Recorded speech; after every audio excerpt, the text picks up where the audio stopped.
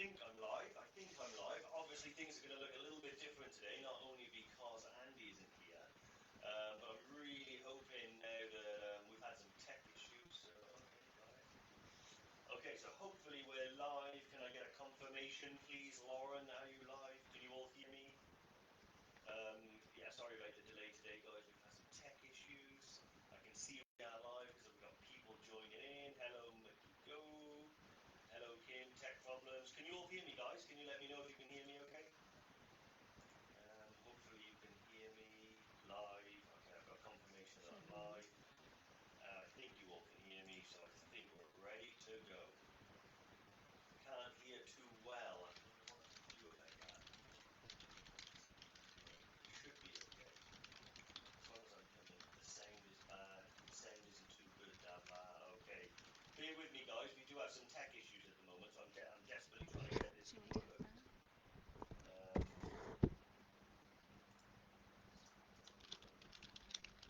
Talk amongst yourselves. Talk amongst yourselves. As you can see at the moment, it's just me. So it seems like Andy's had his vaccination. He's not feeling too hot, and as a result, being left to do it on my own, the sound isn't that great. So I'm going to try and get this fixed. Yeah, and I think I'm going to try a different pair of headphones, guys. I'll take them off. Thank you.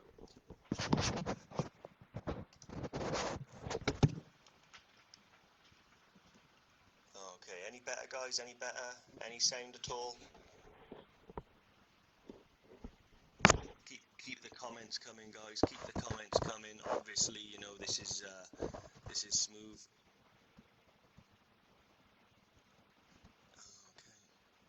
Okay, let's have a quick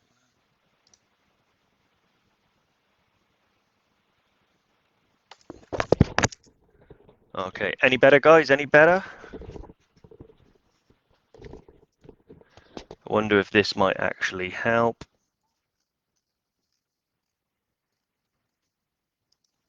Hopefully, this is going to work a little bit better.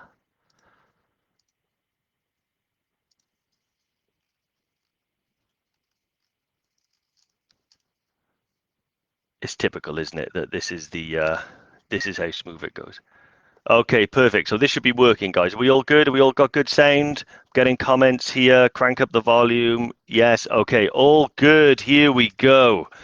Right. Let's get rid of this. So welcome to the Tuesday tune-in, albeit 10 minutes late and with some funny headphones.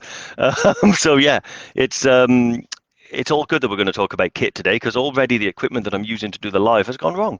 But guys, thank you very much for tuning in. Thank you very much for your patience. It's always stressful when you do it on your own. And of course, all the system problems in the world just come crashing down on me. But yeah, so just to let you all know, obviously things look a little bit different. The software we normally use to kind of go live has failed us.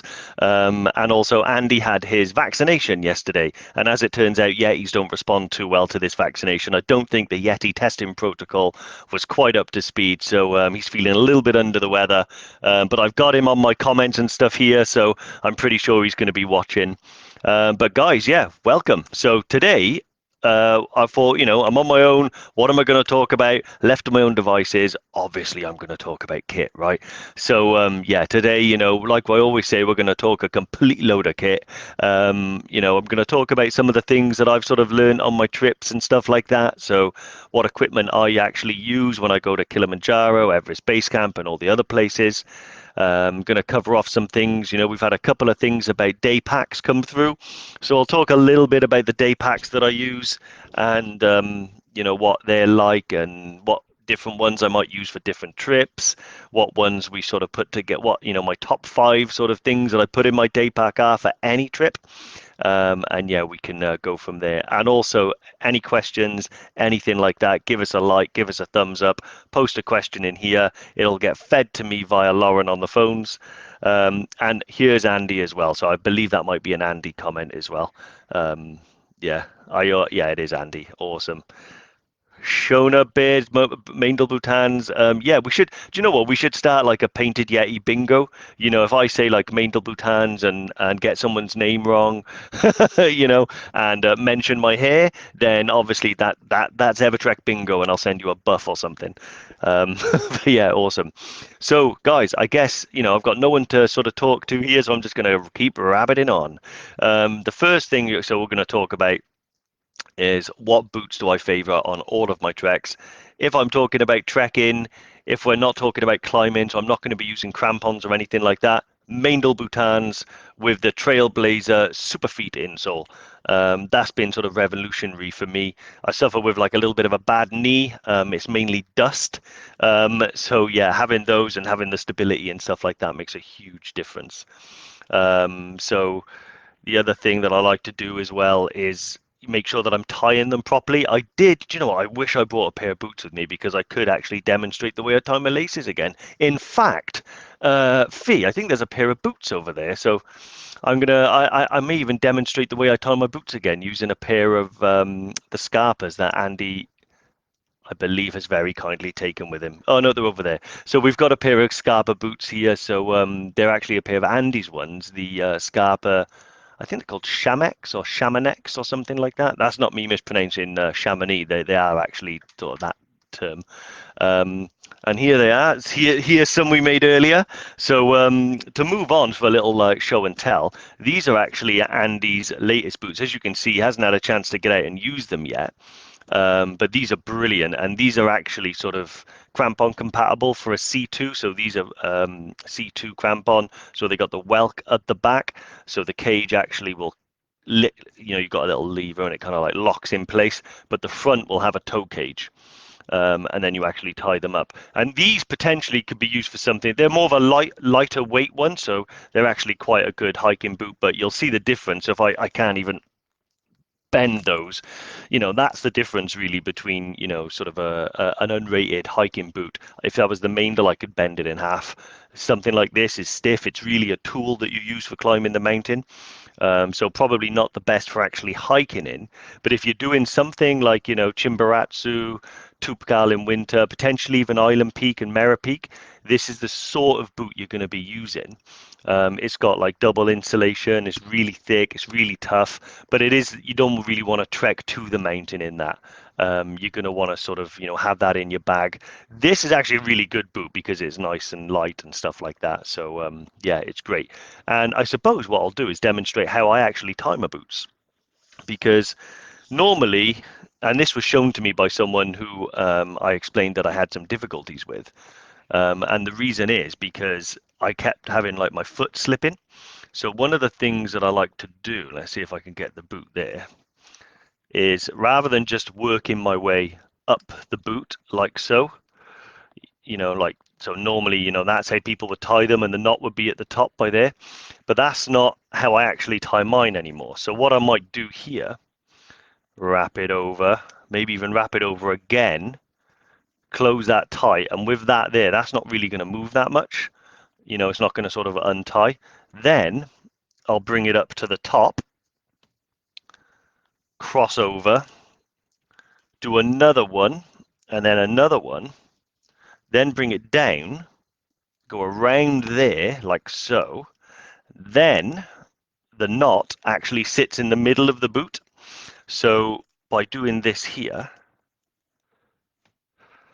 that's how I lock my boots in. So, and then I'll obviously just tie it,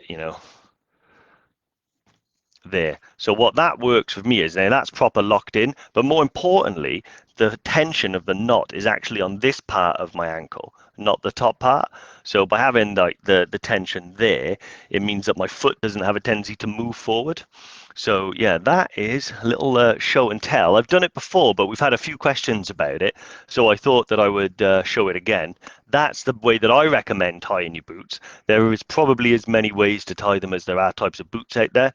But tying my boots that way really has made a difference with the support, particularly if you do suffer with bad knees, because one of the things is as you're going downhill, if your feet are constantly jarring or your feet are moving in the boot, basically that just goes straight up the leg and it'll find the problem. So if you have a bad knee or a bad hip or a bad back, that movement of your feet will find the problem and make it 10 times worse. So having that stability in the boot really does make a big difference. And honestly, I was even struggling coming down Penavan in some boots, a hill that I've been up and down hundreds of times. By changing the way that I tie my boot, by using the correct insoles and stuff like that, I came down killy, no problem at all. So yeah, it's a really, really good way to do it. So yeah, and see Paula Brewer, she locks hers the same way. Awesome, awesome. Ramona, Jerome. Do you know what? I really, really loved seeing your post, guys, by the way. I just to like little sidestep into something, the one thing that I know Andy, had a vision of was that we're not just a trekking company that's, just sells a product and that's that, customers come and customers go. We really wanted to create a solid community of people that were like us. And we felt like it was really coming there, and now actually now lockdown is over, and seeing people that had you guys had no idea that any other of that group that went hiking even existed, and then you've come to EverTrek, you've met each other, and now you're out in the mountains together doing some awesome trips. That's awesome. So yeah, great shout out to I know it was Ramona and Jerome, and I know there were some others. I think there was a Fazakali or two out there as well. Yeah, call me out if I didn't. Yeah, if I forgot you. Lord James here, and I don't use laces, I use duct tape. Mate, I've done that a few times myself as well. Always have duct tape. In fact, that might lead me on to the top 5 things that I actually put in my day pack. Now, obviously, what I carry in my day pack will change depending on sort of where I'm going and what I'm doing. But there are some things that are just always in my day pack. In fact, they never leave my day pack until I have to replace them. And these things are like sort of, the 5 type of essentials that I really just like, really, really just can't do without. Sometimes I don't even use them, but the peace of mind of knowing that these things are there really does make a big difference. And actually, you've bumped into the first one, which is duct tape. So gorilla tape, duct tape, anything like that, it fixes everything. I've fixed rucksacks, I've used it as laces, I've used it to prevent blisters before. I cut my finger and I wrapped it in duct tape to keep it there. That it really is something that I think every hiker should have in their backpack, because it'll fix everything. I once had a strap break here, so like you couldn't use the bag anymore, and yeah, I just held it together, duct taped it, and it was fine, and it was really, really good. Yeah, hello to Millie as well, just tuned in. Awesome. Realize I haven't done many shout outs today as well, so hope we got on you. Obviously, Ramona, Kim Lawley as well. Hey, how's it going? Oh yeah, she also used good for heel stability. Yep, of course. Charlotte, Blackwood has similar for winter. Awesome. Doug, hey, how's it going? Doug Smith's actually one of our sort of long-time EverTrekkers, did the EBC with us way back in the beginning and Killy with us in February. He's got those boots. He bought them back in January. Good boots, but he hasn't tried crampons on them yet. Tukbal in November. Yeah, mate, you'll get up Tukbal and definitely have them. Who else have we got? Leah, awesome. Andy Wales. Oh, Andy, yep, you were there as well, when it is Jerome watching. He had lead boots on yesterday. Was that you hanging about at a bit of a back, mate? That's okay. I once saw an article where it was a line of wolves like walking, and it kind of broke down where the pack was, and the alpha, he was at the back making sure that everyone was okay and going in the right direction and calling instructions and stuff. Oh, Francina, how's it going? Great to see you again. Francina's one. I've been talking to her and her daughter Sophia for a while. I believe it's Sophia. Francina, if I get that wrong, then I owe you a pint. Or Sophie. Sophie. I'm going to go with Sophie. So that's half a pint, I think. Yeah, so back onto the topic. So yeah, my top 5 things. So one of them is duct tape. The other one is sunglasses. I always have 2 pairs with me because I can't afford to lose them. If any of you, Lord Ashley, I'll come back to those Keens in a minute. But yeah, if any of you guys have been trekking at altitude and stuff like that, the UV rays is something that I actually, quite consider. I remember reading Into Thin Air, and John Krakauer was talking about his hike to base camp. And one of the things that he talked about was actually getting sunstroke because of the strong UV rays at our altitude. And I read that book years before I ever went there. So for some reason, it kind of just stuck in my head that I need to protect myself from the sun. And Having sort of sensitive eyes anyway. Sophie, okay, half a pint because I said Sophia. Yeah, so I was really conscious of that fact. So one of the glasses that I usually wear are Jublos.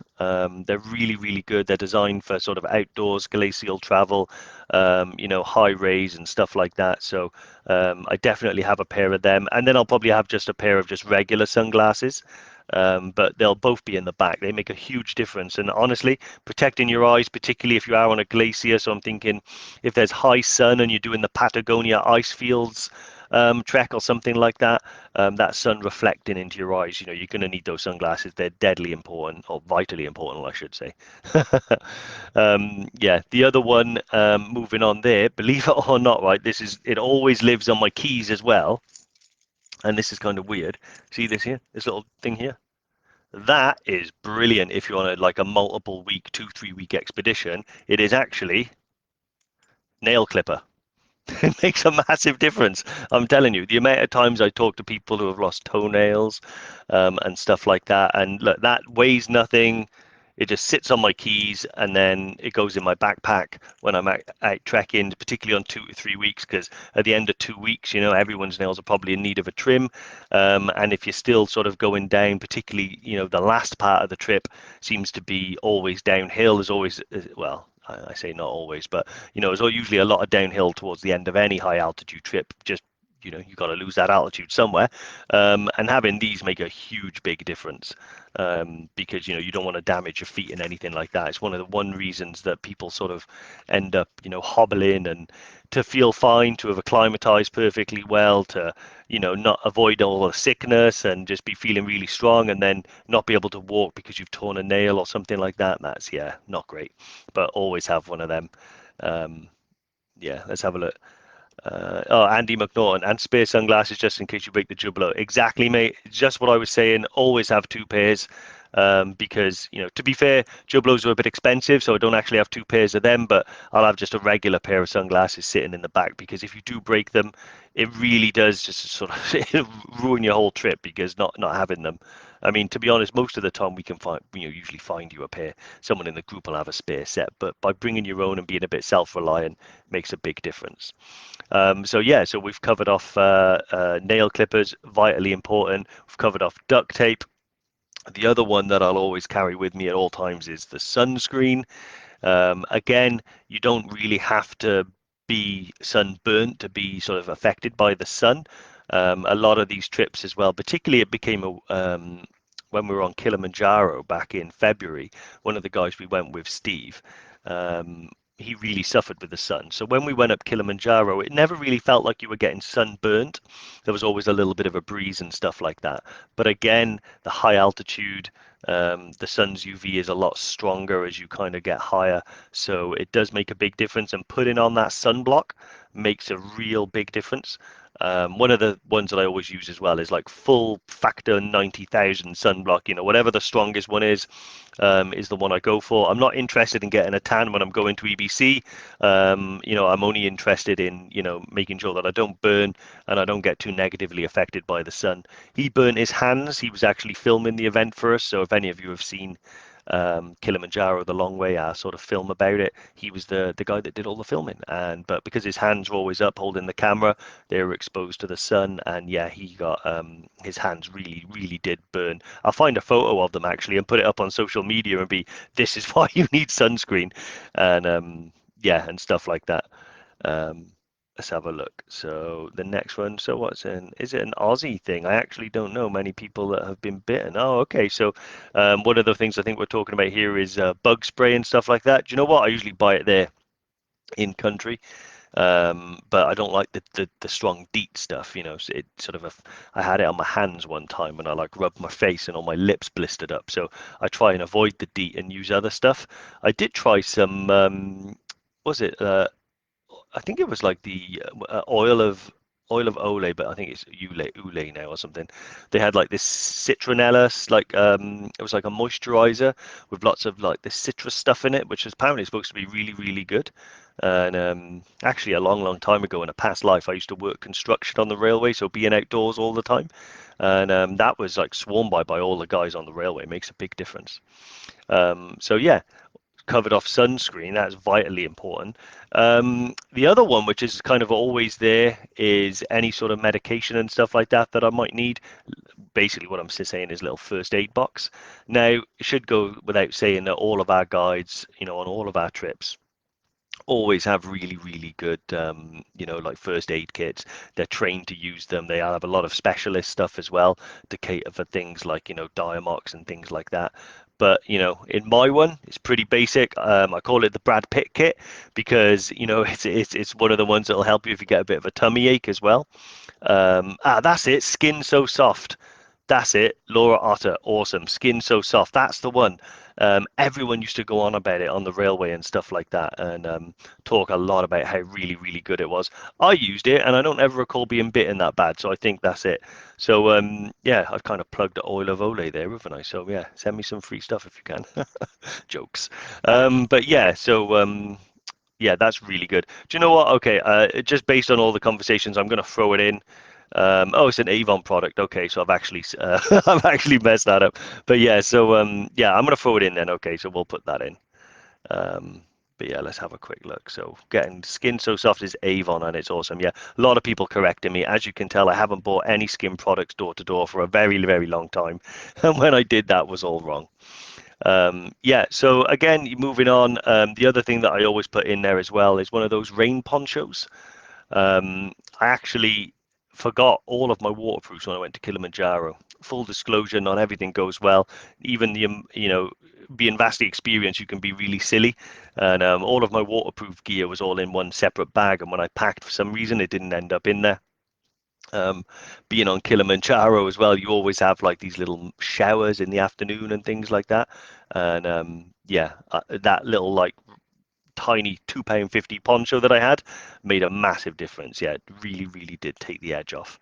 Yeah, and let's have a quick look now for midges. I look at what's it called? Cubby's Midge Salve. Oh, and apparently you can get Skin So Soft on Amazon as well. It's on special offer. So yeah, check that out, guys. I love it how these, you never know which direction these lives are sort of going to go in. It seems like Avon, they've got quite a good following in the trekking community. I wonder if they even know. But yeah, mini umbrella is good to keep in your kit. James, I don't even know if you're joking about that, but I actually am in favor. Andy will actually tell you a story of the time when we went to EBC together in 2017. We went a bit early in September and hit the monsoon, and walking down from Lukla, we got to Facting, perfect weather. Had lunch, leaving Facting to go to Lukla on the last day. Few spots of rain. Within 10 minutes, full monsoon downpour, just completely drenched. Rivers running through the streets. It was insane. And being the martyr that I am, I gave my waterproof jacket away to one of the customers that didn't have one and thought I'll be okay. I'm a hardcore trekker. I hadn't trekked through monsoon rain like that before. So yeah, I walked into this little shop, found a Nepalese guy who had a stall, and I was like, "Find me an umbrella. I have all the money." And so yeah, I literally walked from pretty much Facting to Lukla with a little umbrella like a tour guide. Yeah, amazing. And so yeah, don't regret it. But needless to say, when I did arrive at Lukla a little bit late, and Andy saw me with the umbrella, he had a few choice words for me. Like didn't factor into the hardcore trekking image, I don't think. But yeah, I was really happy with it. So do you know what? This is like the reverse Room 101. That's what I should have called it. So rather than throwing things in to get rid of, we're going to put things in the Yeti's day pack, okay? So I should have started that from the beginning, shouldn't I? So what's going in the Yeti's day pack, guys? So we've got mini umbrellas, we've got duct tape, we've got sunscreen, we've got spare sunglasses, we've got pretty much everything. So yeah, recommendations for the Yeti's backpack, please. Yeah, awesome. Yeah, so what I'll do now, I think I'll move on and actually take some questions, I think, because without Andy to kind of sort of direct me, I might have a tendency to like rabbit on a little bit. But yeah, let's have a quick look. So the first question is from Andrew Corcoran. Corcoran. So he's booked the Ultimate Island Peak and EBC trip in April 2022, and his questions regarding drinking water. Good question. Is the water available from the tea houses filtered, or does it need additional treatment, purification tablets, etc.? So This is going to be a long list of the longest list of five ever. Yeah. Thanks, John. Yeah, I really appreciate your comments. Yeah, so all of our water on all of our trips is given to you purified and safe to drink. We're really quite proud of this, actually, that early on, and as was done for decades, the way to purify water was you get it from a local water source that can be, a tap in a lodge, or it can be glacial runoff. Most of the time, it's glacial water that's then melted, boiled, and given out.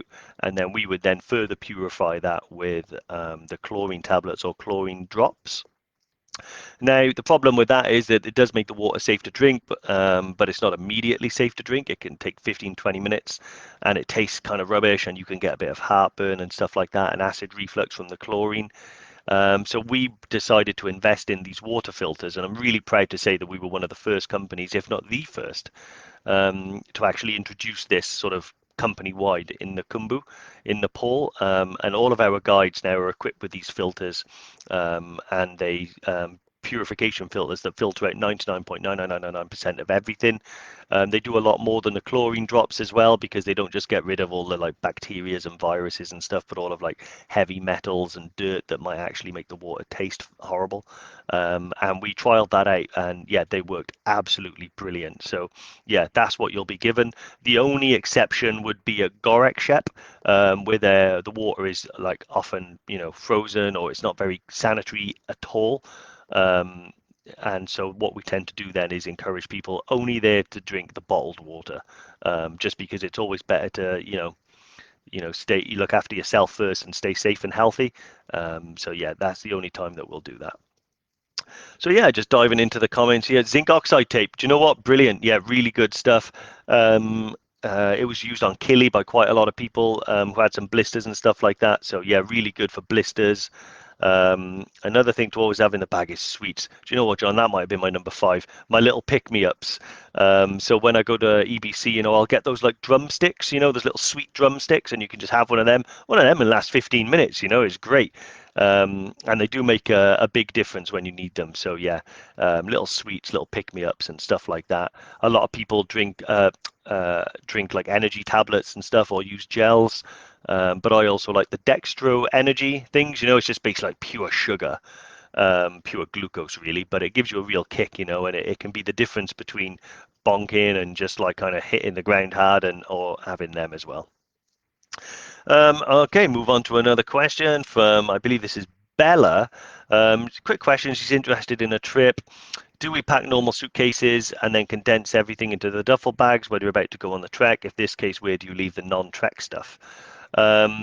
So yeah, so you can arrive, say you're going on EBC, you can arrive in Nepal with just a normal suitcase, and then we will give you your EverTrek duffel bag. You transfer everything you have into the EverTrek duffel bag, and then go to the trip, and everything that's left will be securely locked away in the hotel for your return. And when I say secure, I mean very secure. It's really difficult to actually get at it. Not even I can get access to it, even if I need to. It's really secure and safe there. In Kilimanjaro, and Tanzania and some of our other destinations, we haven't quite got the bags supplied yet in the number that we can give out. So you are able to rent them, but the same principle applies. You can turn up with a suitcase, put everything into the duffel bag, even if you have to rent it, and then store everything there safely. And do we pack for 15 kilos? Well, in the UK, so no. Most international airlines, you have about 30 kilos, that sort of thing. But 15 kilos is the weight limit for when you're on the trip, and that's for all of your gear. That was one of the other points I was perhaps going to touch on, which was I do get a lot of questions saying, 15 kilos, how am I going to pack for that? Honestly, it really can be done if you just pack smart. You don't need five of everything. You don't need three fleeces. You don't need, 20 base layers and two types of rain jacket and stuff like that. A lot of people tend to overpack because they're not sure what they're going to need, and that's completely normal. But actually, I think that you need to just remind yourself that although you are going to a remote part of the world, you do have the support of your guides. You can ask those people what you need and what you can leave out. And I can pack everything down to 15 kilos now on every trip that I go on. 15 kilos, everything included, nice and easy. I might cheat and wear some of my heavier stuff, but yeah, that's what you need. Niaz as well is booked for Kili and has a question on kit. What kit do we carry with us and what kit do the guides carry? Do we have any recommendations for head torches? So basically, you will carry all of the day stuff that you need so on any hike that you go on. So waterproof jacket, snacks, the top five things that I've said there. And yeah, and that's pretty much, it, camera, water, snacks, waterproof, and maybe an insulation layer as well. And then all of the other stuff. So everything else. So say you're carrying, 5, 7 kilos in your rucksack, the remaining, 10 kilos or whatever is in your duffel bag, and that's what the guides are going to carry for you, the porters are going to carry for you. So you'll see that bag in the morning and you'll see that bag in the evening for the rest of the night. But then during the day, the porters, they're gone and up the hill, and everything you need is in your backpack. The guides will also give you a little bit of advice as well. Every night, no matter what trip you're on, you'll have a little brief about the following day. So if the guides know, it's going to be cold, they'll give you advice on what to pack in your day pack. So you don't have to worry about anything. Any recommendations on head torches? I use a black diamond head torch. The Petzl Tika is quite really popular as well. I recommend a battery powered one rather than sort of a USB powered one because charging them can be quite difficult if they are a USB only. But rechargeable batteries are often quite good because they'll last the whole trip, but you don't have to throw them away. So yeah, hopefully that's all good for you, Niaz. Um, let's have a quick look now. Any questions coming on now? So Heidi, um, so recommendation for a good thermal layer. Worried about being cold. Good thermal layer is, to be honest, your down jacket is the best thermal layer that you'll actually have. So when you're on Kili and in your sleeping bag, if you are cold, you can put your down jacket on, and that's normally enough to keep anyone warm while they're in a bag. To be honest, I use a Rab mid-layer fleece. It's quite lightweight because I tend to run quite hot. But something like a 200 weight sort of fleece is going to be really, really, kind of warm. The Polartec line stuff as well tends to be really warm. To be honest, I think you shouldn't really rely ever on one piece of kit to kind of keep you comfortable in any scenario. It's all about layering. The same thing goes for when you sleep. So you have your sleeping bag. You can get a sleeping bag liner that can make a difference. And then it's about like adding layers to the body. So if it is really cold, you can sleep with gloves on, with a neck warmer and a down jacket. And almost always that's enough to keep people, perfectly warm on Kili. The temperatures never get too extreme that you have to worry about anything other than what I've mentioned. So yeah, hopefully that's good. Um, let's moving on. So a couple of comments coming in as well, guys. So Laura Otter, what sleeping bag would you recommend for Kili? I use a Rab Ascent 700, which I use for EBC and Kili. For me, it hits that sweet spot where it's perfect for all of those types of trips. I would say 3 to 4 season is going to be enough, and then you can kind of go one way or the other depending on whether you run hot or cold. So if you run really hot and you're kind of like me and you tend not to need so much insulation, 3 to 4 is fine. And then if you really do you are cold and you're worried about the cold, you can get 4 and then 4 extreme and stuff like that. So maybe that can help you. Dave, lightweight boots. I only use the Maindels are really good. They are quite heavy. The Hoka One boots, they're really super lightweight and super cushy. So if you want a lightweight boot that's like super cushioning and stuff like that and impact absorbing, check out the Hoka Ones. They're really, really good. I struggled to find a size that worked for me, but I didn't play around with insoles or anything like that. But yeah, Hoka One, try those ones. Super lightweight, super cushioning. They're not crampon compatible. They are just hiking boots, but yeah, they're really, really good. Lots of fell runners use them actually because they are, really super lightweight, but like I say, very cushioning. And let's have a look. So, Mark Toyne, EBC, can we charge the electrical gear at each tea house? The answer is yes and no. So Yes, you can. They do charge for it, so I would recommend bringing your own power bank because it will save you quite a bit of money.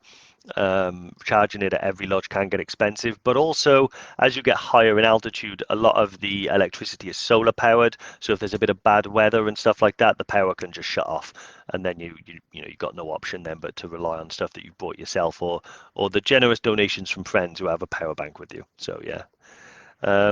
Let's have a quick look now. So Wayne Smith scheduled to go to the Himalayas on the 1st of October. Awesome, mate. In aid of the Alder Hey Children's charity. You've been issued a general list of items, clothing, etc. But is there any special items which would help me along the way, which could have been missed off the list by the charity? Um, all of the things that I mentioned earlier about putting in the bag, they will be helpful for you. Hopefully, you would have been given a sort of all-inclusive sort of list. I'd need to see the list really to see if there's any glaring omissions. But generally speaking, most sort of trekking lists that you're given specifically will get you there or thereabouts. But if there's anything you're particularly worried about, drop me a message and I can glance over it and see if there's any glaring omissions for you. Awesome. Let's have a quick look now. So Kath Jones, I've booked for the Chimborazo trek. Awesome, Kath, you're gonna love it. In February 2023, really like lightweight boots due to the back and hip injuries. Yep, I hear you. But can I get such a thing to use with crampons, or do I need full expedition boots? So this boot might actually be a good recommendation for you. This is, although it's a really stiff and it is crampon compatible, it is a lighter weight boot. So that, it's not going to be as light as a lightweight trekking boot, but it's not going to be as heavy as a full-on, high altitude mountaineering boot. So yeah, this is actually a really, really good boot. And I'm going to try and find the name of it. Doug, if you're listening, can you do it? So it's the Scarpa Charmoz, Charmoz, Scarpa Charmoz HD. Try that there. Scarpa are really, really good. You can't go wrong with these boots. They really know what they're doing. They're tried and tested. And this is probably more of a lightweight one. What I'd be more concerned is if you wanted a lightweight pair of hiking boots, to have a pair of crampon compatible boots that fit you and are comfortable in the bag, and you can kind of chop and change when you need to. When you have to have the crampons on, you can put these on. When you don't need them, you can put on the lighter weight hiking boots. So a lot of our trips with the mixed stuff like that, you can sort of chop and change. Andy McNaughton Jones, how's it going, buddy? How wide is the toe box on that boot? These are actually pretty wide. I haven't got the exact specs, but Scarpa, although they're sort of an Italian make, they tend to be wide enough. I suffer with the wide boots, so the La Sportiva boots, they're always too narrow for me. But Scarpa actually seem to be really good, and I run a wide foot. So I will have to find out exactly though what the actual dimensions are. But just from a general speaking, they're quite wide. Well, wide enough for me, and I run wide anyway. So that's just feet up. um, awesome. Gonna move on to some more questions now. Let's have a quick look. So Charlotte Blackwood, you have a 3 to 4 season sleeping bag that says down to -2. Will that sleeping bag liner make this warmer on a cold night? Yes, it will. -2 is more, I would say, more 3 than 4 season. Remember, 3 to 4 can be, it is a bit of a spectrum. So some of them are closer to 3, some of them are closer to 4. If that's the extreme temperature, so that's like it'll keep you alive temperature, that's going to be, a really 3. If it's a -2 comfortable, then I would say, yeah, a liner and -2 comfortable is going to be good for stuff like Kili and EBC. But yeah, probably that's going to be more closer to a 3 season than a 4. Let's have a quick look now. Do porters carry some of the hikers kits on Everest treks, or do the trekkers carry all their kit? That's from Barbara. All of our trips are porter and guide supported for a number of reasons. First of all, it makes things a lot easier for people like us to be able to achieve those trips. Some people do choose to carry their own bags, not on our trips, but on others. And the success rate drops significantly because adjusting to altitude while putting the body under such demand is going to be, really, it's not going to help you acclimatize. Secondly, we do like to give back to the community. So providing jobs for those porters, supporting them, supporting their progression through through to being guides and stuff like that makes a big difference for their future, makes a big difference for the future of our trekkers as well. So, and it's really great to see some of the porters that you might get to know and see carrying bags, you might see on the trails a year or two later acting as an assistant guide and better language skills and stuff like that, and providing them an education and a job is super important. So, to be honest, even if we didn't need them to carry it, we still probably would, because it's the right thing to do. Yeah, awesome. Having a look. Oh, Charlotte's come back. Her bag is extreme -8, so that's going to be fine. So extreme, really, you want to look at the comfort one primarily because that's what you can have the bag in. It can be -2 around you. You're in the bag. You're comfortable. -8 is it'll keep you alive at -8. So yeah, awesome. Let's have a quick look here. So Andrea wanted to book in for Island Peak next April. Just wanted to revisit the kit needed for that element of the trek. Do you hire boots, crampons, ice axes, etc., to save on luggage and weight? If so, what boots do you recommend? Or do you have to bring your own? What boots do you recommend? So you can rent everything that you need from Island Peak Base Camp. Well, actually, it's from Chakung, which is just right by Island Peak, just up from Dingboche. So you can rent everything that you need, including boots if you want, to go to the summit of Island Peak, and that's for the whole summit and down again. The boots, if you want to bring your own, you can. Some people like to bring their own because if you can't find a pair of boots that are really comfortable, that summit of Island Peak and back down again is going to be a long, drawn-out process for the feet. So, yeah, I think would perhaps recommend bringing my own. Again, something like this is more of the lightweight option, but you're thinking B2 upwards. There are some boots that are specific for 6,000-meter Himalayan peaks. They've got the outer plastic layer and stuff like that. But you definitely want a C2 at least, so you've got the crampon well at the back. You can see that little ledge there. That's where the crampon will fit onto with the cage on the front. That'll give you a much secure fit for things like Island Peak. Other crampons like a C1, they have the cage at the back and the cage at the front, but that does allow for some movement, so probably not as secure as you would need. So hopefully that's all good. Um, Let's have a quick look. So moving on now to all the questions. Hopefully my sound is still pretty good as well. Okay, yeah, getting some advice now on the scarvers and stuff like that. Awesome. So Chris Ray has asked, what about SIM cards for the EBC trip? Price and how many? So SIM cards. This is an interesting one. So I've been to EBC many a time, and I've never bothered buying a SIM card. I usually just use a data pack and stuff like that for when I'm in Kathmandu. When you're on the mountain, that's pretty much the longest time you're in Nepal for is when you're in the mountain. So when you're in Kathmandu, there's plenty of Wi-Fi around in all the cafes and bars and hotels. So you don't really need a SIM card for that. You can do Wi-Fi calls and stuff really easily.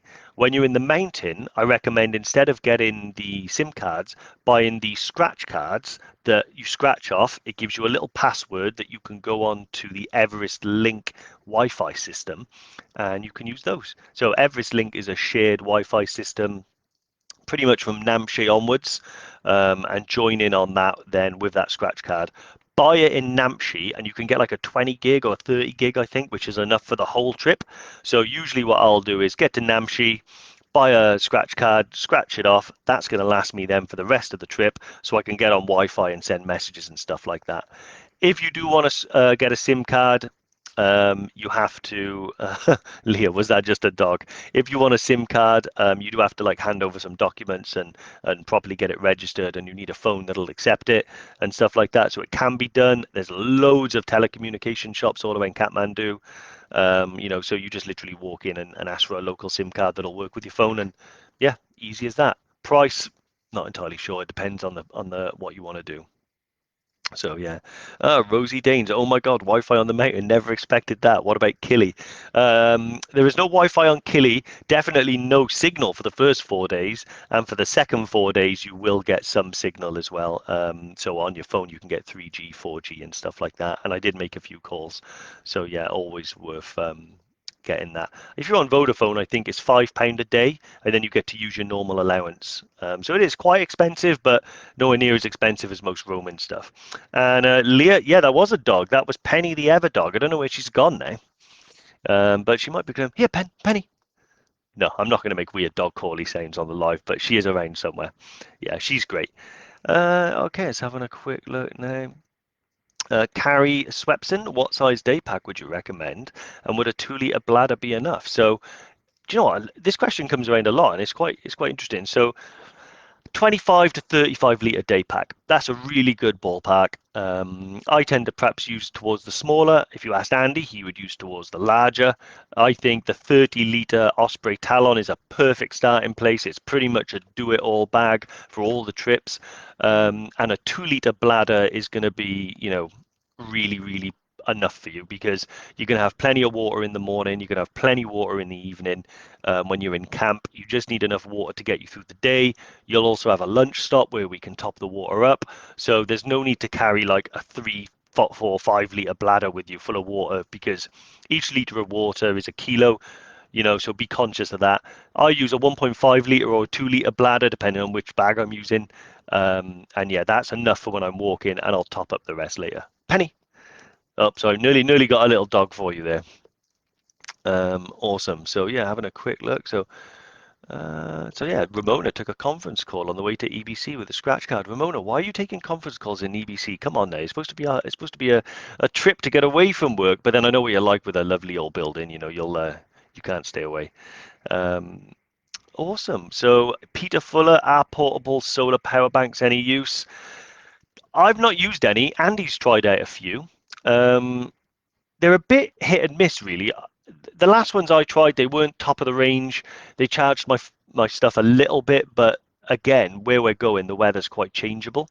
So if there's cloud in the sky and that lasts for 2, 3 days, then you're going to go 2, 3 days without a charge. So I always rely on the power banks initially that I'll bring with me. The good thing is as well, I can use them over and over and over again. I've had the same ones for years, and they're just really reliable. I use the Anchor power bank, and it really depends. Some people go away and they turn their phone off and they don't want to use it. I like to stay a little bit connected, or at least I like to have the option to stay connected. If I need to, send some pictures or do some updates with people that are really excited about my trip. I know a lot of you guys will be in the same situation. That can be, really nice thing to do as well, and also to let your family know that you've made it down okay. Haley Brimble, is merino wool itchy? I don't think so. I think it's fine. Some people might say it is, but I think it depends on the brand. So I've ordered a lot of icebreaker stuff, which is quite expensive again. You could be looking at 30, 40 quid for a base layer, but it's really good. I run hot, which means I sweat a lot. So the merino wool for me is perfect. It's revolutionary. So yeah, I don't think it's itchy at all. But I guess it depends on your skin. Use some Skin So Soft. um, let's have a look. Kathy Baldwin has said, Skin So Soft has changed the ingredients, so now no longer suitable for insects. That is terrible. Terrible, terrible news. Yeah, so back to the DEET it is, I guess. Okay, so I think that's pretty much caught up now, unless Lauren gives me a little elbow in the ribs that I've missed something out. But yeah, having a look at this. Thanks for trying, Dave. Might have to send over some Scooby snacks for Penny. Oh, Leah, as well. I don't know if I've actually shown you this as well. But up here, see my little trinkets. Can you see it, Leah? Can you see it? There. This is really difficult. I'm not a weatherman. That was sent all the way from Australia. I'm not going to do the accent. That would be rude. But yeah, I tend to keep everything that people send. And actually, the other thing that I might point out as well, whilst we're sort of plugging things that people have sent in, by the way, you don't have to send stuff in. Ramona's incredibly talented partner, Gaz, has sent me through some really awesome CDs. I won't actually listen to this one, but it was really good. Sort of like acid rock sort of stuff, it's really, really good. So yeah, sent me those. Brilliant. I listen to them in the car all the time. Yeah, awesome. See, looks so cool. No worries. Yeah, Leah, I loved it. It was great. I had no idea what was in there, but we got all the coasters out there where we have lunch and everything like that. I think we had a name for the koala, but I can't remember what his name was. But I guess I'll put that open to the group, right? Who wants to name the koala? Awesome. But guys, I think I've caught up with everybody's questions. I'll give it a couple of minutes just to be sure that I haven't missed anyone. But if anyone's got any last minute things they want to get in, just let me know. Again, thank you very much. I need a drink so bad. It's really, really different doing it like when there's just one person. I'm used to Andy being there and, asking me questions and poking me and, Dave, say that, so to do it on my own tends I feel like I'm rabbiting on, but hopefully it's been good. Um, I can see guys as well. So Kumbu the koala it was. Shona, that was it. I knew we named him. Do you know what? I'm actually going to have to get a new sign made. So Fee, I think we need to get a new sign made. So as you can see, Betty the Yeti has a sign made. I need one for Kumbu the koala. So we actually have a good sign man. It's also known as Fee's fella Tom. So yeah, awesome. You missed mine. I will ask it next week. Lee, what was it? Ask it now. We've got time. I'm gonna find it if you don't ask it again, and then I'm gonna forcefully answer it. So Lee, where are you? I can't see it, Lee. Can you ask it again, please? And I shall get it done. Um, because I try to get everyone's in, but sometimes, I just don't quite get them through. But anyway, yeah. So let's have a look. Jerome, Matt, Kathy, Haley. There we go. Lee, okay, I've got it. You're traveling to Kili and you want to take your rucksack on the flight with me. Say if I have 5 kilos in my rucksack, can I only pack 10 kilos in my case? Is that correct? I can't get my head around this. Right. Okay. So when you're going to Kili, on the international flight, you can take as much as you want. 15 kilos is the limit that you need when you actually go on the trek, and it's about looking after the porters and the weights that they carry. So you can take your rucksack on with you. I usually take my rucksack on with me as my sort of hand luggage on the flight. But I honestly, yeah, I don't know what the weight is. Often, what, 7 to 10 kilos for hand luggage, something like that. But you can pack like as much as 20, 30 kilos altogether. That's totally fine. When you get to the hotel in Tanzania, and the night before the trek, you're going to be packing the duffel bag and getting it all ready. There's a weighing scale right by the hotel, and you can go there and make sure that it's the correct weight. And then usually what happens is you go there, you hang it on the hook, you weigh it, 22 kilos. Awesome. Now I need to lose 7 kilos. So then you go back and you have a look at what you've got in there. Okay, do I need 5 packs of Haribos? No, I'll take one. Okay, do I need 4 jackets? No, I'll take one. And you can usually whittle it down that sort of way. Um, yeah, it's quite amazing the stuff that people actually want to take on these trips. But guys, that's been awesome. I think hopefully that was it and I answered it. If I didn't, feel free to ask it next week or send me an email, and I'll get back to you right away. Guys, it's been awesome. Thank you very much for tuning in. Normal service will resume next week, with the head Yeti with me as well. Otherwise, take care, have an awesome day, and I'll speak to you soon. Take care. Bye.